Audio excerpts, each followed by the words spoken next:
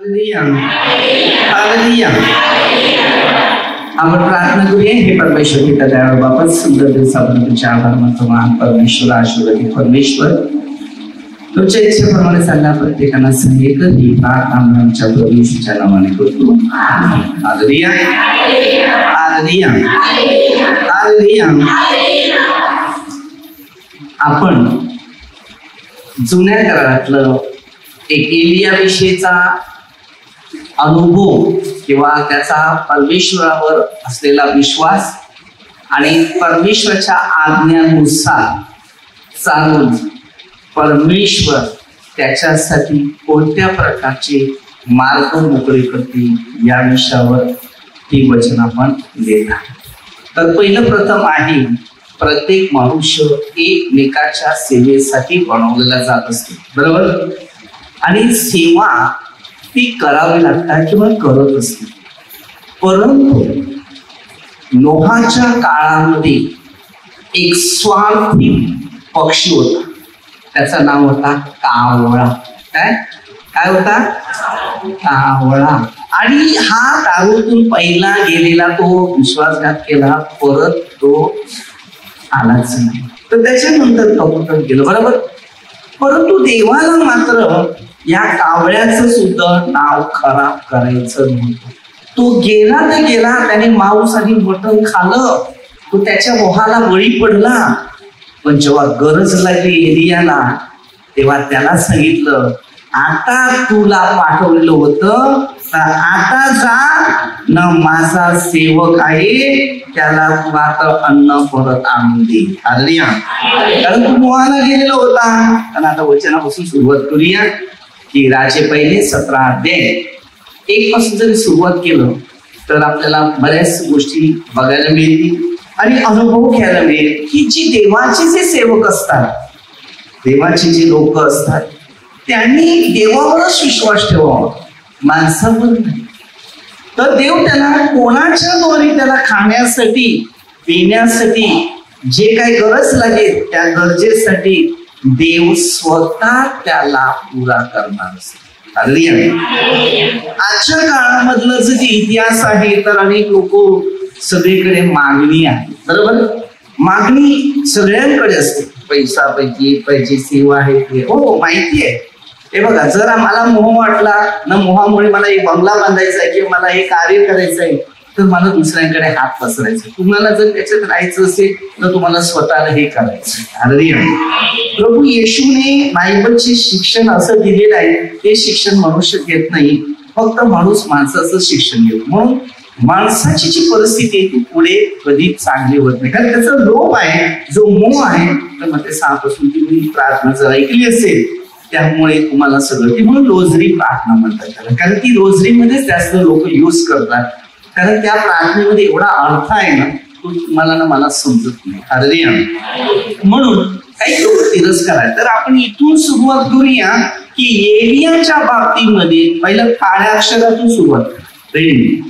एक राजे 17 दुष्काळाविषयी एलियाचे भविष्य. वचन 1. एलिया तिशबी हा गिलाद येथे उपरीवर राहणाऱ्यांपैकी.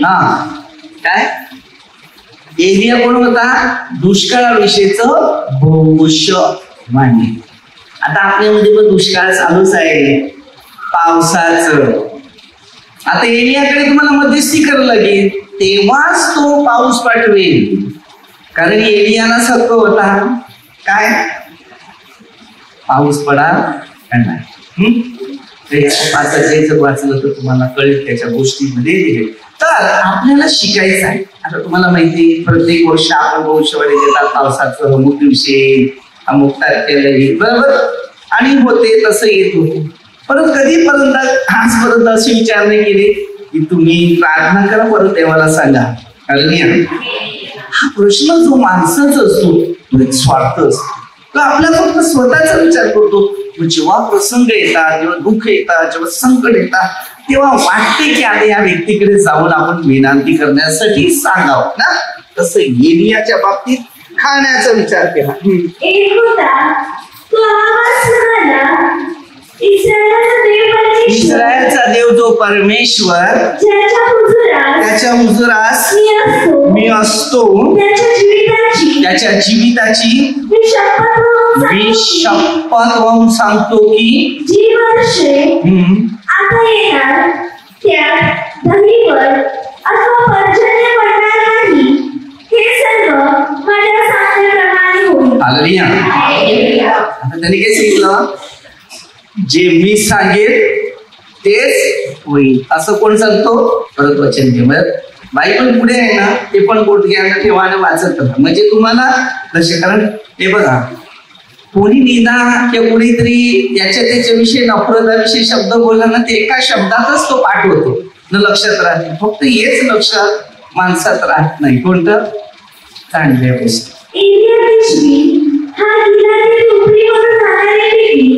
एक होता तो आवाज म्हणाला, इस्रायलाचा देव परमेश्वर ज्याच्या हुजुरास मी असतो, त्याच्या जीविताची मी शपथ वाहून सांगतो की जी वर्षात येणार त्यात धनीवर अथवा पर्जन्य पडणार नाही, हे सर्व माझ्या सांगण्याप्रमाणे होईल. हालेलुया. मग आता आम्ही कशा प्रकारे अनुभव घेऊ शकतात किंवा कसे अनुभव आपल्याला समजू शकतो किंवा कसा अनुभव आम्ही आत्मपरीक्षण आणू शकतो की हा अनुभव मला आलेला आहे, झालेला आहे आणि याच्याद्वारे काय घडलेल्या गोष्टी आहेत ते मला या शास्त्रामध्ये भेटलेलं आहे. हालेलुया. आता जर तुम्हाला ज्या गोष्टी मिळवायच्या आहेत तर तिकडे परमेश्वराचे वचन त्याला प्राप्त होईल. परमेश्वराचे वचन त्यास प्राप्त झाले की वचने येथून निघून पूर्व दिशेस जा व यादवे समोरच्या खरी ओळखीत लपून राहा. बघा, हालेलुया. तिकडे जा आणि जा आणि तू काय कर, तिकडे थोडासा कोणाच्या दाखवून लपून राहा. वचनच्या त्या ओळखीचे पाणी तुला त्यावेळेस मिळेल आणि कावळ्यास आज्ञा दिली आहे ते तुला आता बोलली. हालेलुया. तिकडे जा. आता देव आपल्याला बोलतो ना, असं कर तसं कर तसं. माणूस असं बोलते तसं बोलते, कधी होते का? हालेलुया.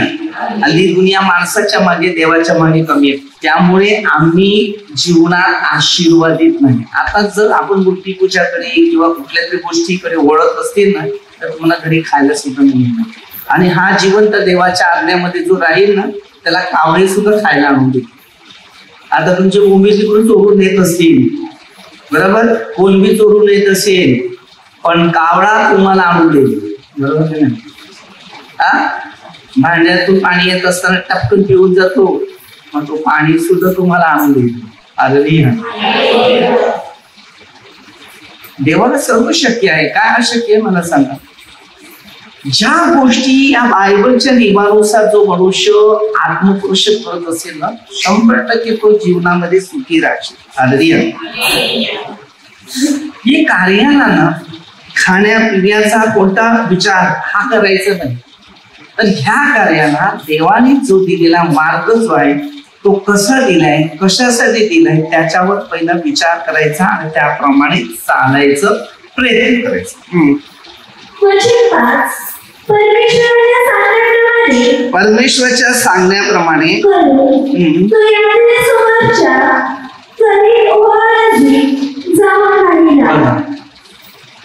आता त्याला जसं देवाने सांगितलं तसं त्याने ऐकलं, तो जाऊन गेला आणि तिकडे जाऊन राहिला.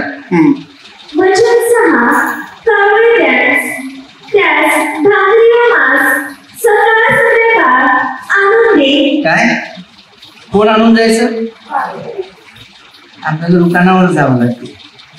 तो कोणाच्या घरी गेला असेल कावळा? तुमच्या घरी आलेला? कावळा कोणाच्या घरी गेलेला? नाही, आलं नाही. बघा तुमच्या कोणा घरी आला असेल ते मला सांगा.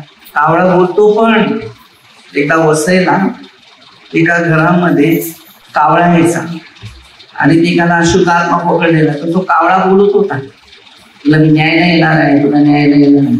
ते घाबरलेली, इकडे आली, प्रार्थना केली प्रभूच्या द्वारे, बराच बदल त्यांचा झाला. मग तो कावळा घरी गेला, त्यांच्याकडे प्रार्थना केली, मग कावळा यायचा बंद झाला. आदरणीय कावळ्यामध्ये पण फरक आहे.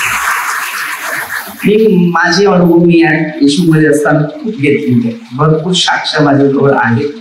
प्रभू आपल्या जोडीला आहे तर शेवटी प्रभूची सेवा करणं भाग आहे आणि ते आपल्याला त्याच्यातून शिकायला मिळते.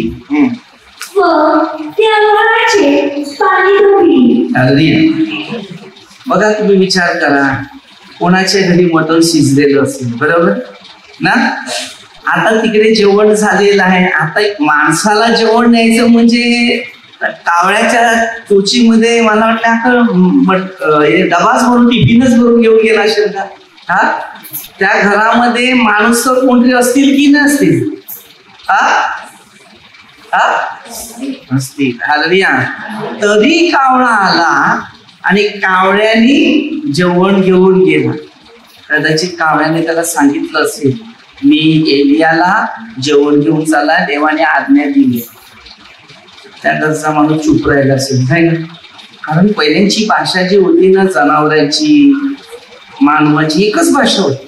भाषेचा अर्थ नव्हता काहीच, सगळ्यांना भाषा एकच होती. आता महाराष्ट्राची भाषा आपली मराठी, आता तुमच्या अलग अलग भाषा आहेत की नाही? आता पण मी भाषा एकच बोलतो ना, तर सगळ्यांना समजते की नाही?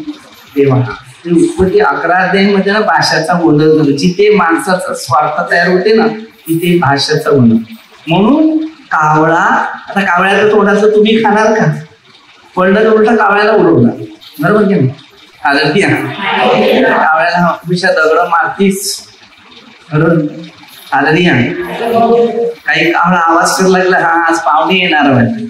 त्या जुन्या आज्या तशाच बोलायच्या, कोणतरी पाहुणा येणार ना, हा कावळा आवाज देतो. तिची एलियास सारखंच आहे, बरोबर? तर काही सांगितलं तो सांगितलं बरोबर नाही ना, यो कावळा बरोबर नाही असं सांगतात की नाही? 2 प्रकारचे कावळ्याचा आवाज होता ना, मला हे गोष्टी पण नाही. बघा, याची काही मुद्दे जी आहेत ते आपल्याला शिकायचं आहे. शेतानी कावळा आहे, एक देवाचा सिंह. कावळ्यामध्ये पण फरक आहे, तुम्ही बघा. तर एक तुम्हाला एक सांगतो, एलियाने बरोबर देवाच्या आज्ञाचं नियम पाळला. कावळ्याने जेवण आणावं म्हणून मी खावं का? एलियाचा बोलला का? परमेश्वराची आज्ञा दिली, तुला इकडे हे करायचंय. एलियाच्या बाबतीत आणि एचकेलच्या बाबतीत फार महत्वाचं शिक्षण आहे. एचकेलने तर भरपूर सुंदर रीतीने त्याग केले, जसंच तसं, एवढं तेवढं. काही माणसं मला भेटायला आले, मी आलो, व्हिजिटिंगला गेलेलो, दुपारी आलो, पाणी पण नव्हता. सकाळी नाश्ता करून गेलेलो ना, तर तेव्हा 1 ग्लास पाणी पिलेलं. त्याच्यानंतर मी दुपारी 2 काहीतरी नाश्ता घेऊन गेलो. त्यावेळेला 2 कसं जास्त वाटत माहिती. तर पाणी सुद्धा नाही, त्यांना भेटलो, ते पाणी पिलं तर पिऊन घ्या, बरं नाही तुम्ही बसा, तुमचं काम होऊ दे, नंतर मी जेवण. त्याच्यानंतर मी 1 ग्लास पाणी. तर ही जी काही कामं असतात देवाच्या कामामध्ये, रोमकर 14 खाण पिण्यावर लक्ष नाही, कार्यावर जर लक्ष असलं तर कार्य प्रभूने दिलेल्याप्रमाणेच चालवायचं. तर हे जे देवाने वचन दिलेलं आहे, शिक्षण दिलेलं आहे, नियम दिलेले आहेत, चमेली दिली, ते पाळणं गरजेचं आहे. तर कावळ्याला काही कमी नव्हतं, बरोबर, आणि एलियाला पण काही कमी नव्हतं. तर कावळा स्वतः एलियाला तुम्ही दगड मारतील नाही, मारतील का नाही दगड? कावळ्या आला पुढे काय सांगते बघ.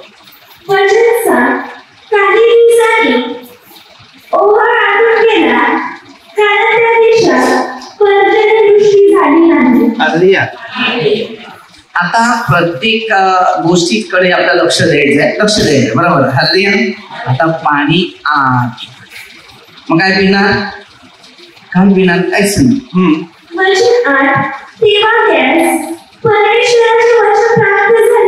तेव्हा त्यास परमेश्वराचं वचन प्राप्त झाले की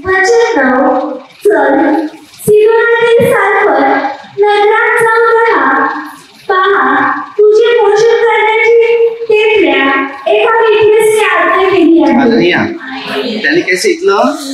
तू जा न तुला पोषण करण्यासाठी मी एका विधवेकडे तुला. हालेलुया. आता एलिया आला. आता विधवा बाई म्हणजे बिचारी तिचं खाण्यापिण्याचे हालत भरपूर असते ना. तर तरी परमेश्वर सांगतो जा, तुला तिकडे एक चमत्कार किंवा अद्भुत गोष्टी करायची आहेत, ती तुझं खाण्याची सुविधा करेल. आता आपण बघतो की मूर्तीचा देव, याचा देव, त्याचा देव, याला मानतात, देव त्याला मानतात. अरे पण ते आहेत का? इथे जिवंत देव, त्या देवाच्या सेवकाला. आता खोटे ख्रिस्ती, खोटे संदेश काय, त्यांच्याशी देव कधी काही बोलतच नाही ना, देवाचं काम कधी करतच नाही, तरी त्यांना डिमांड दिलं जातं. हालेलुया. जे सत्य परमेश्वराचे जे सेवक आहेत ना, त्याच्यातून काही ना काही परमेश्वर कार्य करण्याचा प्रयत्न करतो आणि त्यांच्यातून देव बोलतो. हालेलुया. मग आता आपल्याला बोलायचं आहे की सत्याद्वारेच बोलायचं. खोटं नाही. आता खोटे ख्रिस्त्यामध्ये पण चमत्कार आहे, कशामधून पण चमत्कार निघतो. कारण चमत्कार हा शब्द जो आहे तो देवाच्या शिक्षणाचा नाही, आणि देवाच्या शिक्षणाचा जो चमत्कार आहे तो देवाच्या मागे लागतो. जो खोटं ख्रिस्ती आणि खोटे संदेश जे असतात ना, त्याच्याद्वारे चमत्कार होतात. ते लोभी बनतात. धन संपत्ती, पैसा, वस्तू, त्याच्या लोभाला, त्याच्या मोहाला ते आकर्षित होतात. पण हे चमत्कार होणारे व्यक्ती आध्यात्मिक जीवनामध्ये प्रभूच्या मागे लागणारे व्यक्ती बनतात. 12 प्रेषित खरे चमत्कारी होते आणि खरं त्यांच्या जीवनात चमत्कार झाले. त्याच्यानंतर पापी स्त्रिया होत्या, त्यांचं पूर्ण जीवन परिवर्तन झालेलं होतं. त्या स्त्रिया येशूच्याच मागे राहिल्या आणि देवाच्या कार्यात सहभागी झाल्या. त्याला बोलतात चमत्कार. खरा चमत्कार कशामध्ये असते? जे देवाची सेवा, काम, कार्य करतो त्याला बोलतात चमत्कार. ज्याच्या जीवनात चमत्कार झाला तो बरा झाला, उठून कामाला लागला, तो चमत्कार नाही, त्याला चमत्कार बोलतो, तो मोह बोलतो. पुन्हा तो मेल्यानंतर परत नरकामध्ये जाणार आहे, कारण तो धनाच्या मागे लागला. आता तुम्ही एशियामध्ये 38 आणि 39 अध्याय जर वाचलं, हिजकिया जो होता तो एका भिंतीकडे जाऊन परमेश्वरची प्रार्थना केली. परमेश्वरने त्याला कसं केलं बरं? ताबडतोब बरं केलं, मस्तपैकी बरं केलं. 15 वर्ष तुला मी भविष्य वाढून देतो.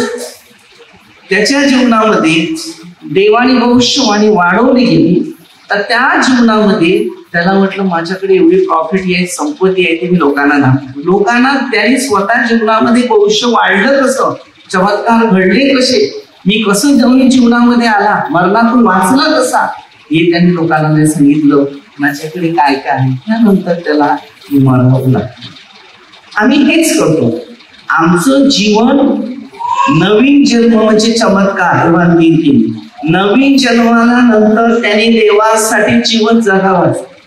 आपलं जीवन पापमय जीवन जगतात आणि या पापाचं रोमकर 7:23 मध्ये पापाचं वेतन हे मरण आहे आणि ह्या मरणाद्वारे आमचं भविष्य खतम आहे. म्हणून रोमकर 6 अध्यायामध्ये ख्रिस्तामध्ये आपला जर बाप्तिस्मा झालेला आहे, हालेलुया, तर ख्रिस्ताबरोबर आम्ही पुरलेले आहे. मग त्यानंतर आमचं पुढचं जीवन जे आहे ते स्वर्गाचं. म्हणजे एलिया स्वर्गात गेला, कारण तो देवाच्या आज्ञा नियमानुसारच चाललेला होता. देवाच्या आज्ञा नियमानुसार चालला. आज तुम्ही प्रभूमध्ये आहे, पण प्रभूच्या वचनावर आहे का, शिक्षणावर आहे का, त्याच्या नियमाप्रमाणे चालत आहे का, त्याने काय मार्गदर्शन केले, काय घडवलेलं आहे, कसं प्रभूमध्ये. फक्त नुसतं आम्ही चमत्कार बघितले, माझ्या जीवनात हा आनंद झाला, माझा हा प्रॉब्लेम झाला, हा क्लिअर झाला, हे झालं, ते झालं. ओके, हे होते खरं, पण त्याच्यानंतर मी देवासाठी काय केलं पाहिजे, त्या पाठीमागे देवासाठी पुढचं भविष्य असते. म्हणून मी बोललो ना, इस्रायलचा गुरु एव्हान इस्रायल, त्याला स्वतः प्रभू येशू सांगते की तू नव्याने जगपर्यंत जन्म घेत नाही तत्पर्यंत तुला स्वर्ग राज्य मिळू शकतो. या नवीन जन्मासाठी ना, या नवीन जन्मासाठी देवाचं वचन, देवाचं शिक्षण आणि देवाचे नियम हे पहिले पाहावं लागतात. आता तुम्ही बघा, पाहिजे तुम्ही प्रार्थनेत आहेत, गरजेसाठी प्रार्थना करता, इच्छा पुऱ्या झाल्या, ओके, मस्त मी काम करतो, मी कार्य करतो, पण ते कार्य जमेस असेल तर तुमच्या घरात शांती, तुमच्या जीवनात शांती, तुम्हाला जेव्हा लोक बघतील त्यांच्यामध्ये पण शांती, त्यांच्याही जीवनात कार्य होईल, अभिषेक होईल, सामर्थ्य येईल, अद्भुत होईल. कारण ते देवाचा आशीर्वाद तो त्या व्यक्तीमध्ये. हालेलुया. आणि देव त्याच्या जोडीला असून आणि देवाच्या बरोबर त्याला त्याचं राज्य दिसते. आता एलियाचा हा प्रश्न आलेला आहे. हालेलुया. तो देवाच्या सांगण्याप्रमाणे आणि वचनाप्रमाणे चालतो तेव्हा देव त्याच्यातून तो चमत्कार आणि अद्भुत गोष्टी करत असते. हालेलुया. आम्ही देवाला जीवन देत नाही. आता तुम्हाला जर बघायचं असेल तर तुम्हाला मी एक शिक्षण देतो. हालेलुया. आता तुम्ही येशूमध्ये आहे, बरोबर. आता तुम्ही येशूमध्ये आल्यानंतर तुम्ही कुठे जाणार? या जगामध्ये. कारण तुमच्या मागे शैतान कार्य करते आणि तो शैतान तुम्हाला इकडून चांगलं काम आहे ते सोडून वाईट कामाकडे तुम्हाला नेण्याचं काम, आणि तुम्ही तिकडे फसले जाते आणि तुमचं जीवन नुकसानात. हालेलुया. बायबल तसं शिकवते. म्हणून तुमचं जीवन तुम्हाला जर सार्वकालिकसाठी पाहिजे असेल तर त्याच मार्गाप्रमाणे चालणं गरजेचं आहे. हालेलुया. म्हणून वचन तसं शिकवते की एलियाने देवाबरोबर राहून कोणतं काम पुढे नेलेलं आहे. त्याप्रमाणे तो सारखा गेला. नंतरच्या वेशीजवळ तो आला. ते विधवा स्त्रीला काठ्या गोळा करीताना त्याने पाहिले. तिला हात मारून तो म्हणाला. त्यासाठी एक विधवा स्त्री होती, बरोबर. आणि ती सगळी लाकडं जमा करायला लागलेली. आणि तेव्हा एलियाने तिला बघितलं. काय सांगितलं? मला एका पात्रात त्या वयात थोडेसे पाणी घेऊन ये. त्यासाठी एका पात्रामध्ये मला जरा प्यायला.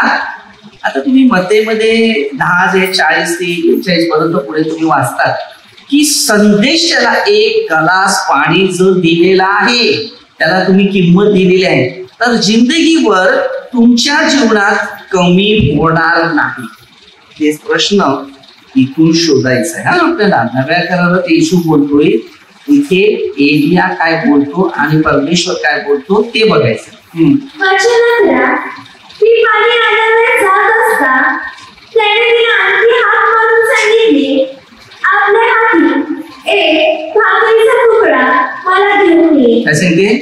एक भाकरीचा तुकडा आपल्या हातून घेऊन ये. पाणी पण आण, पण आता त्याच्याबरोबर आता देवाचे जे सेवक आहेत, देवाच्या सेवकाला कोण भेटे भाकरी घेऊन येऊ शकतो? नाही जमणार. पण जे कोण असे आले मित्र पार्टी खाणारे वेगळी बाटली बरोबर दारू पण आणणार, बरोबर. म्हणजे आमच्या सर्व व्यक्तीमध्ये पहिलं स्वतः लक्ष द्यायचं आहे की गरिबासाठी आम्ही करू शकतो का, असं पापमय जीवनासाठी आम्ही करू शकतो. ही बघा, ही आता तो शेवट काळ आलेला आहे आणि पूर्ण माणसाला शैतानाने पकडले. तुम्ही भले प्रार्थना देतात, मला माहिती तुमचं चित्र कुठे आहे, तुमचे विचार कुठे आहे, तुमचं मन कुठे आहे, हे मला सांगा. मी तुम्हाला सांग, मी लोकांना एकच शिकवते बघा, येशूचा हात सोडला तर भविष्य तुमचं खायची मारामारी. हे शेवटचं टेन्शन आहे. त्या तुम्ही पाहिजे ते प्रयत्न करा. माणसावर भरवसा ठेवू नका ना, माणसाच्या साह्यामागे लागू नका, कारण तो वेळ संपलेला आहे. स्तोत्रसेट मध्ये 146 3 ते 4 वचन नेहमी पाठ करा. स्तोत्रसेट मध्ये स्पष्ट दिलेलं आहे. हालेलुया. की तुम्ही माफ आहे, त्याचं साह्य तुम्हाला कामाला येणार. पण परमेश्वराचं साह्य युगाच्या अंतापर्यंत. एलियाने परमेश्वरावर भरवसा ठेवला, कोणत्या व्यक्तीवर नाही. आज आपल्या इकडे प्रार्थनेत येणारे किती लोक माणसावर भरवसा ठेवतात आणि तुम्ही थोडासा विचार करत नाही पुढचं भविष्य तुमचं काय होणार. माणसं तुम्हाला खुश करतील, पण जर तुम्ही देवाला खुश केलं नाही तर तुम्हाला खुश करण्याच्या टायमाला जेव्हा आपल्या जीवनामध्ये दुःख येईल तेव्हा त्याच्यातला एक पण समोर उभा राहणार नाही. मी तुम्हाला गॅरंटी देतो, कारण मला माहिती आहे मी हे कार्य उभारले.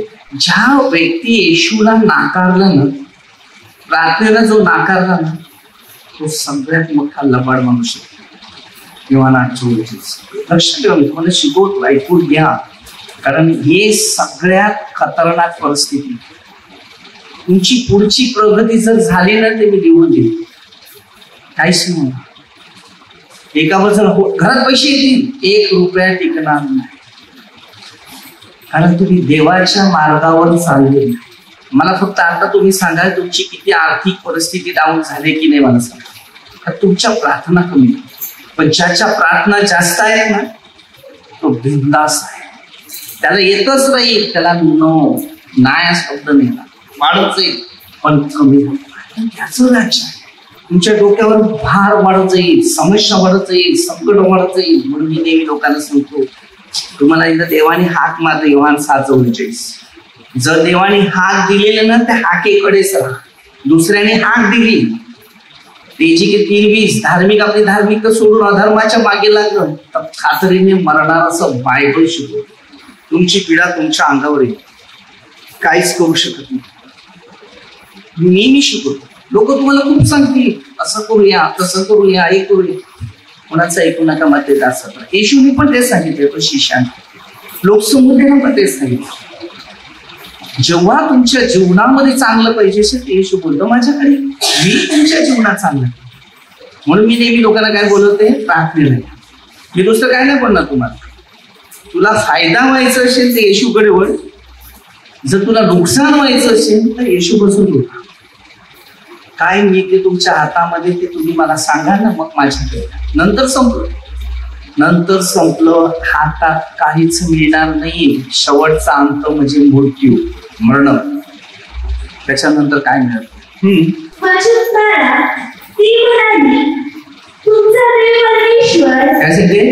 ती म्हणाली तुमचा देव परमेश्वर याच्या जीविताची शपथ. ती खरं बोलते. असे ते माझ्याजवळ भाकर मुळीच नाही,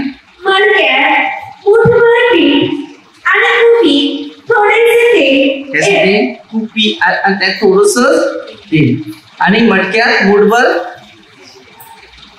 ह्यांनी बघा, देवाची जे लोक असतात, आज तुमचा माझ्यावर जर विश्वास आहे तर तुमची प्रगती होईल. आता पूर्वी लोकांचा विश्वास होता, बरोबर. प्रार्थनेच्या द्वारे तुम्ही सगळे विसरून गेलेले आहेत. मूळ झाडाला आधार देते, मुळाला विसरून झाडावर बघितलं, फांद्यावर लागले ना फळावर बघायला लागले. पण शेवट काय, मूळ कुजलं तर झाड कुजेल, मुळाचा हात सुटला तर झाड कुजून जाणार. या प्रार्थनेचा हात सुटला तर तुमचं नुकसान होणार. एक मनुष्य पूर्ण मजबूती राहणार नाही, कारण ही हात त्याची होती, तुमची नाही. योहान 6:44 बघा पाहिजे. म्हणून आजच्या काळामध्ये बरेचसे लोक प्रार्थनेतून दूर होत चालले. ते विचार नाही करत की माझा शेवट काय होणार आहे. कधी पण मी लोकांना एकच सल्ला देतो, प्रार्थनेपासून दूर होण्याचा विचार पण करू नका. खतम, भविष्यच खतम. कारण तो येशूचा हात सोडल्यावर तो प्रसंग येतो ना, त्याला कोण सपोर्ट करतो. मला माहिती आहे ना, मी सोडून बघितलेला. मी पण लोकांच्या सांगण्यावरून बिंदास राहिलेलो. मग जेव्हा मी गिफ्ट घेतलं आणि त्या गिफ्ट प्रमाणे चालायला सुरुवात केली तर आज ह्या गोष्टी. आज मला 1-1 मिनिटं लोक बोलवतात. मी एका आश्रममध्ये गेलो, तो म्हणजे प्रार्थनेला इकडे यायचे आणि प्रभूने त्यांचं परिस्थिती मजबूत केली. त्यांना एक प्रेरणा झाली तर त्यांनी हळूहळू आश्रमला सुरुवात केली. आता लोकांना मला रस्त्यात भेटून तर 2-3 वर्ष अगोदर मी त्यांना सांगितलं, 2-3 वर्ष अगोदर मी येईल, पण मला ते शक्य झालं नाही. मी विसरून आज अचानक ते मला भेटली. मी सांगितलं मला जर सकाळी जर टाइम नाही मिळाला आता तर मी 4च्या नंतर 100% पण मी मनात निर्णयच घेतला. तिकडची प्रार्थना संपली, पाणी नाही पिला, चहा नाही पिला, काहीच नाही. आता पितच नाही, पाणी सुद्धा मी घेतलं नाही. सरळ गाडी उचलली, पहिला जाऊन त्या आश्रमला भेट दिली. बराच सल्ला वगैरे भरपूर त्यांना बरं वाटलं, शांतीचा. हेच ते जीवन आहे. माझं कामच आहे हर ठिकाणी जाणं, सरळ सरळ जो मार्ग आहे त्या मार्गावर लक्ष. लोकांना देवाने जर मला निवडले, लोकांना जर गरज आहे की या व्यक्तीपासून काहीतरी मिळावं, तर मला सांगा बा, परमेश्वराचं राज्य आहे ही आपल्याला दिलेलं आहे. लोकांना देऊन परत या शांती. खूप बरं वाटलं, खूप बरं वाटलं. बोले वेळातला वेळ काढून तुम्ही आले जिथे मला अभिमान. तेच काम माझे वेळेचा सदुपयोग दिलेला आहे. पाणी चहा हे तुम्ही मी काहीच नाही, कारण तुम्हाला चहा सुद्धा सोडून दिलेला आहे, कॉफी सुद्धा कॉफी पण सोडून दिलेला आहे. म्हणजे कोणत्या खाण्यावर बाहेर तर घेत नाही, पण घरी सुद्धा सोडून शकतो. हे जे देवाचं खाणं आहे ना, ते मिळते त्यात समाधान नाही. कारण ज्या देवापासून आपल्याला जो अभिमान किंवा जो आनंद आणि जी रुची भाकर मिळते ती एवढी श्रेष्ठ आहे, त्याच्याशिवाय दुसरं काही श्रेष्ठ नाही. एलियाच्या गोष्टी आहेत ह्या परमेश्वरी आज आपल्याला सुद्धा हेच येते, बिना मागून सगळं येते की नाही, येते की नाही येते. तिथे कोण उपाशी आहे हा, पण देव देतो की नाही. ते एलियाला जसं पुरवलंय तसं आपल्याला पुरवतो. तो परमेश्वर जीवित आहे आणि त्याचा मार्ग जो आहे तो आपण आत्मपरीक्षण केला तर तो सगळ्यांना दे. तुम्हाला दे, मला दे ना, सगळ्यांना दे. एवढे मात्र आहे मी 2 काटके जमा करीत आहे, मग घरी जाऊ मजसाठी व आपल्या मुलासाठी ते तयार करू, ते आम्ही खाऊ आणि मग बोलू. काय सांगितलं? आम्ही खाणार आणि दोघे, कारण आमच्याकडे एवढंच आहे. मी तुम्हाला सांगतो, आज असे किती लोक प्रार्थनेत येणारे लोकांची परिस्थिती कशी होती. आज तुमच्या हातातून पडते की कुत्र्याला टाकतात की बाहेर फेकतात, ते पूर्वी बघायला मिळत होतं का? बोलत नाही. पहिलं बघायला मिळत होतं का? आता घर दार सगळे झालं ना. यो कोणाचा आशीर्वाद आला? हा, मग आता आम्हाला देवाला सोडायचं आहे. जर देवाने आम्हाला सोडलं तरी आमचं सगळं दिसणार आहे. ही पहिले शिका. आता इथे तिथे भटकांची वेळ नाही आहे, लक्षात ठेवा. धंदा पाहिजे, चांगलं घर पाहिजे, चांगलं संसार पाहिजे, चांगल्या कुटुंबामध्ये रोजची भाकरीपासून व्यवस्थितपणा राहायचं असेल तर कुठल्याही मूर्तीच्या देवाकडे वळू नका, नाही तर पुढे खाण्याची परिस्थिती येईल. कारण तो प्रश्न तसाच आहे. हल्ली लोक काय माहितीये का, इकडे तिकडे चालले. अरे हे शेवटचा काळ आहे, आता कुठे जाण्याची वेळ नाही, आता देवाबरोबर राहण्याची वेळ. आणि देव जे काय आपल्याला देईल त्याच्यामध्ये समाधान राहून आशीर्वादाने आणि सामर्थ्याने एक मजबूत एक लोकांना बाहेर काढायला लावलेला आहे. प्रत्येक व्यक्तीत बघतो, पण तुम्ही स्वतः विचार करत नाही की तुमचं भविष्य कोणा हातात आहे, त्याच्या हातात आहे काय कोणत्या माणसाच्या हातात. पूर्ण शैतान आलेला आहे. सावध राहा, आता पुन्हा फार मुश्किलची परिस्थिती येणार आहे. मी पुढे बघत आहे काय मोठा चमत्कार केलेला आहे. देवाचे लोक चमत्कारिक आहे. म्हणजे कसे चमत्कारिक आहे की जीवनाच्या पुस्तकात नाव राहणारे. आता तुमच्या जीवनात काही चमत्कार झाला, तुम्ही प्रार्थना सोडले, दुसऱ्या प्रार्थनेत गेले, त्यांची स्तुती केली, त्यांना सन्मान केला, ते काय चमत्कार झाले?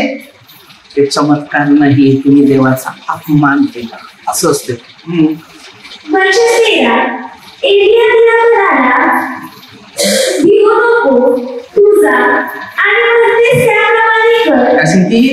भिवू नको, जे म्हणते त्याचप्रमाणे कर.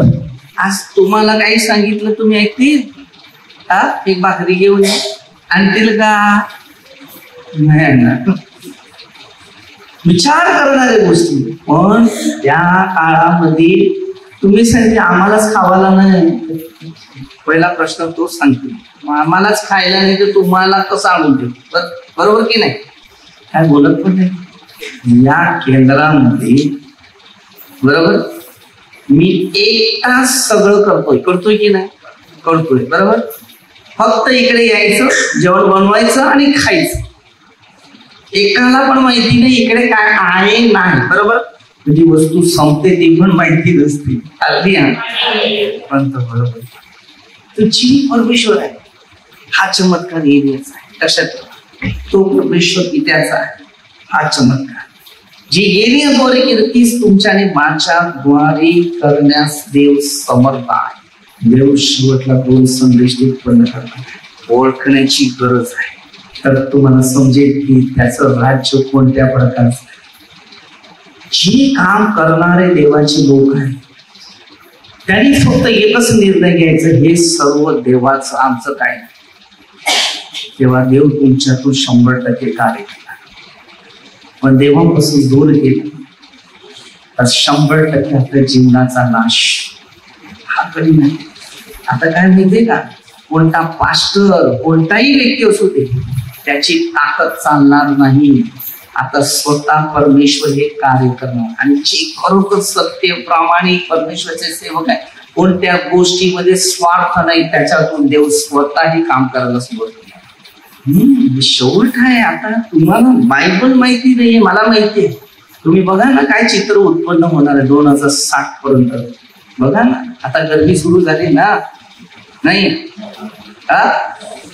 मग काही एसी कामाला येईल. मी ऐकलेलं आहे मोबाईल फुटले, एसी फुटल्या, फ्रीज फुटल्या.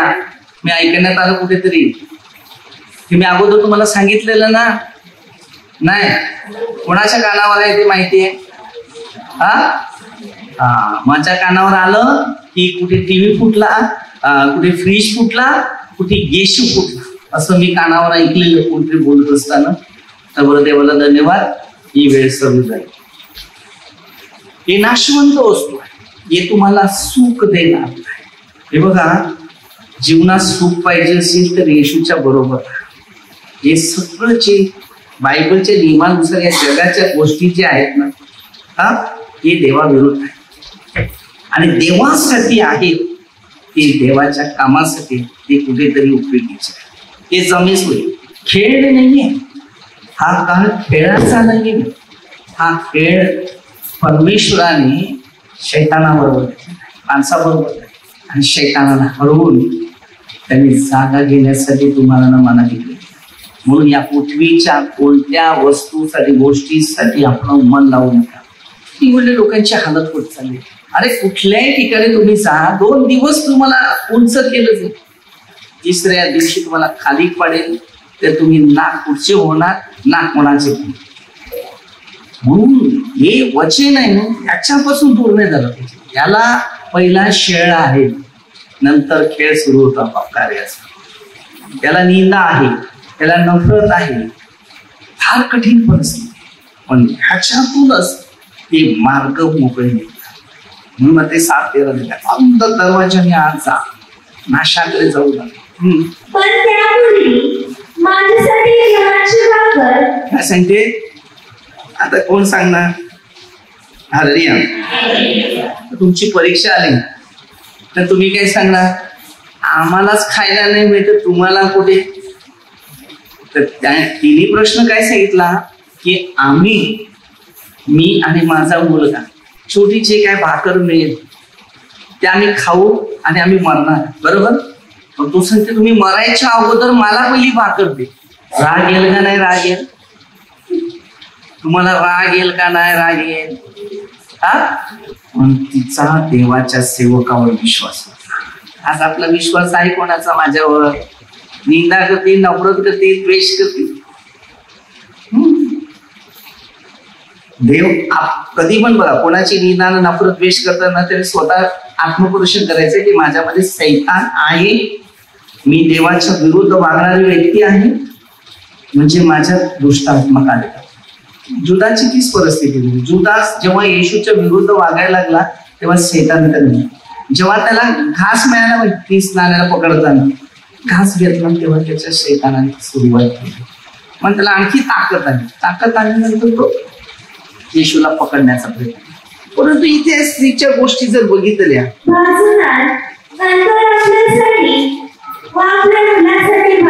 काय सांगते? काय सांगते? तू आपल्यासाठी. आणि आता जर मी तुम्हाला सांगितलं तुमच्या घरी काय खायला नाही तर मी तुम्हाला सांगितलं पहिली मला भाकर, तर तुम्ही पहिले काय सांगते?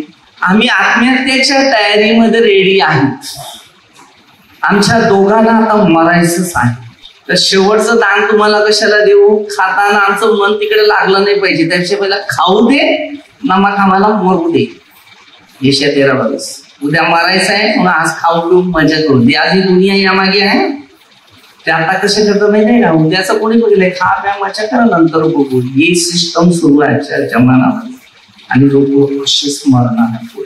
तरी ते गरज पहिल्या 10 ते 8 पासून पुढे 7 पासून 23,000 लोक म्हणून. तुम्हाला माहित नाही आणखी चित्र काय चाललंय? कुठे चालल्यात माणसं? मनुष्य शरीराला कधी पण किंमत करून ठेवत नाही की हे देवाचं मंदिर आहे, हे मंदिर कुठे उभं करायचं आहे.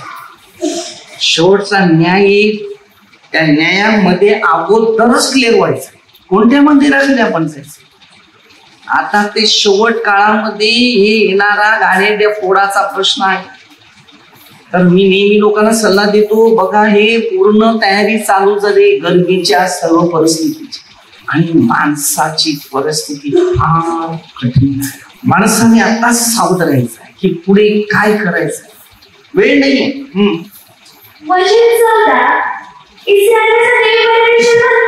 इस्रायलचा देव परमेश्वर म्हणतो. परमेश्वर पृथ्वीवर तुझे पिठाचे मडके रिकामे होणार नाही आणि तेलाची कुपी आडणार नाही. काय सांगितलं? देवाने कोणता आशीर्वाद दिला? 3.5 वर्ष पाऊस पडणार नाही. तत्परंतु तू 3.5 वर्ष, आज इस्रायलचं युद्धासाठी चाललेले 3.5 वर्षाचा काळ आहे. या 3.5 वर्षामध्ये आपल्या सगळ्यांना जीवन राहायचं. आता काय करू नका, आता येशूकडे वळा. अचानक पुढे अचानक पाऊस येईल, अचानक गरमी होत जाईल, अचानक भूकंप होईल, पृथ्वीचे 3 भाग नष्ट होईल.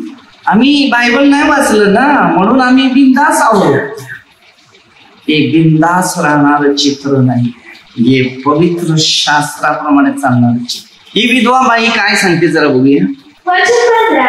तिने जर नेहमी सांगितल्याप्रमाणे केले तो ती व तिचे कुटुंब या सगळ्यावर पुष्कळ दिवस निवारा झाला.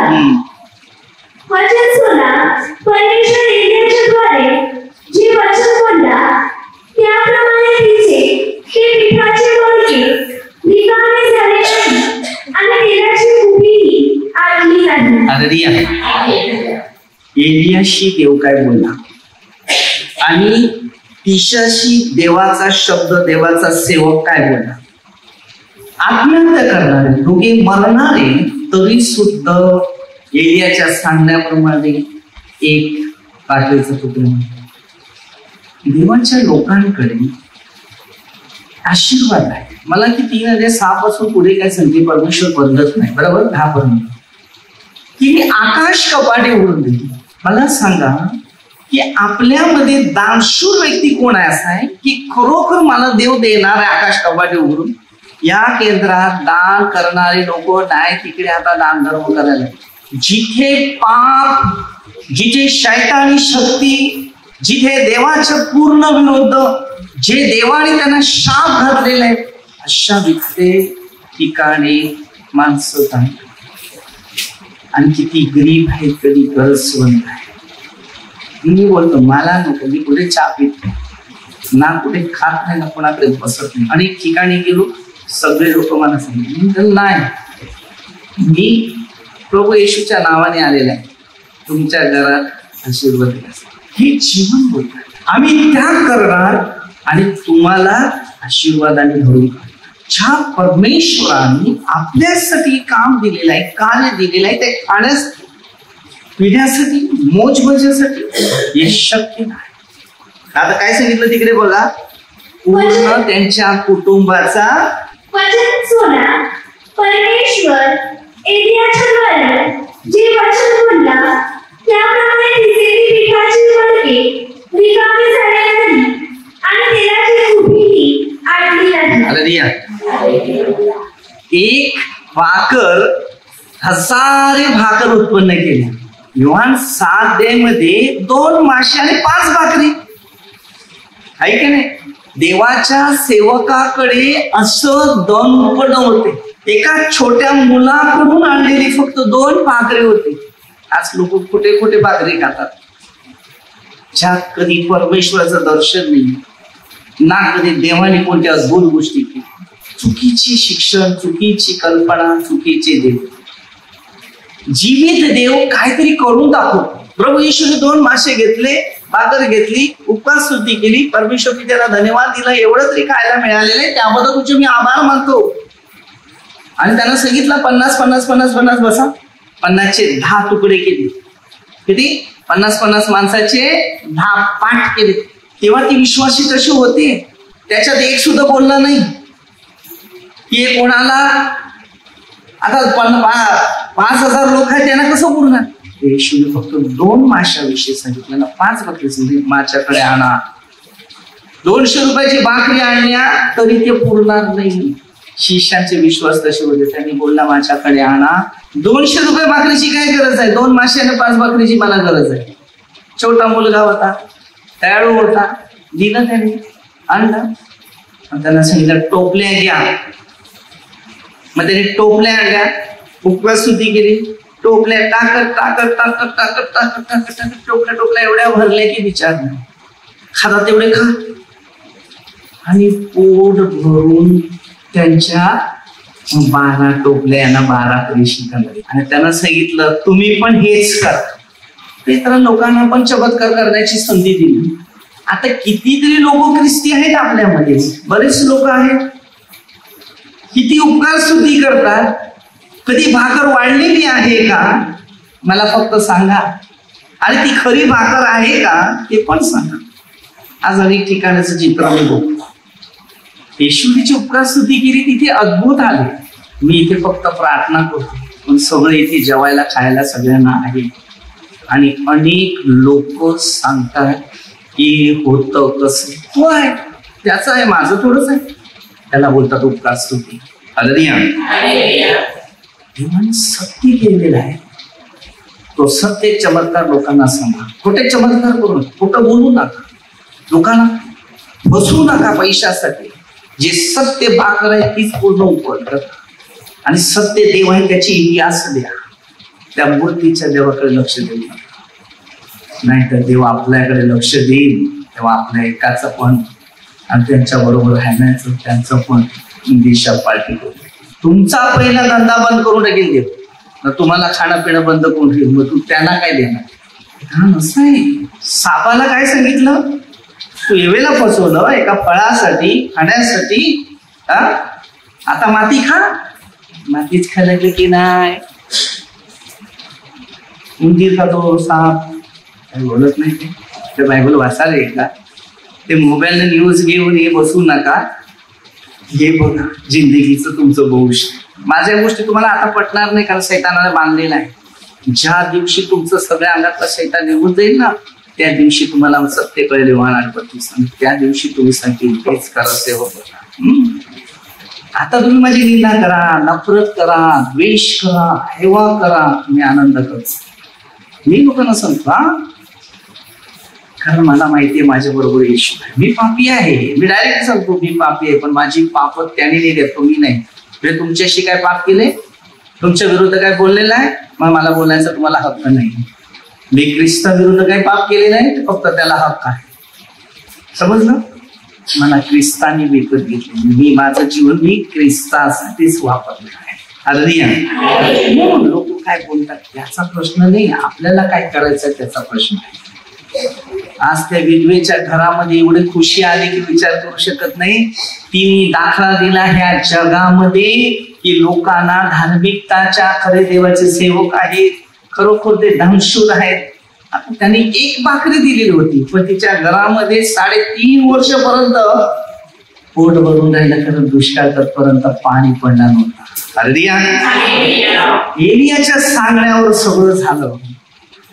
ज्याच्या बरोबर देव आहे ना, त्याच्या बरोबरच देव बोलणार आणि देव तेच करणार. हाही विषय भरपूर, पण तेवढा टाइम नाही.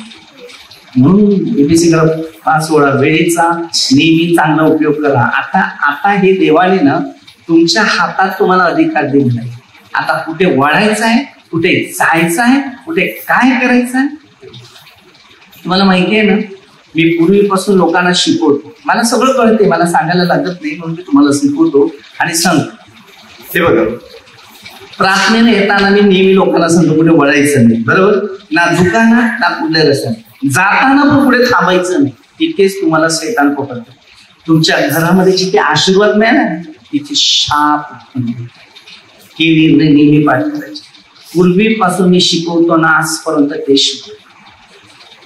तेव्हा आपली घराची प्रगती होते ना, आपल्या घरामध्ये यश आल्यानंतर वटीपासून ते पाठीमागे घराच्या आजूबाजूला पण फिरलं पाहिजे की प्रभू तुझ्या नावाने मी जाऊन आलाय, माझं आशीर्वादित घर, माझ्या घरातले सर्व दुष्ट शक्ती निघून जाऊ दे, माझ्या घरावर तुझा वर्षाव होऊ दे.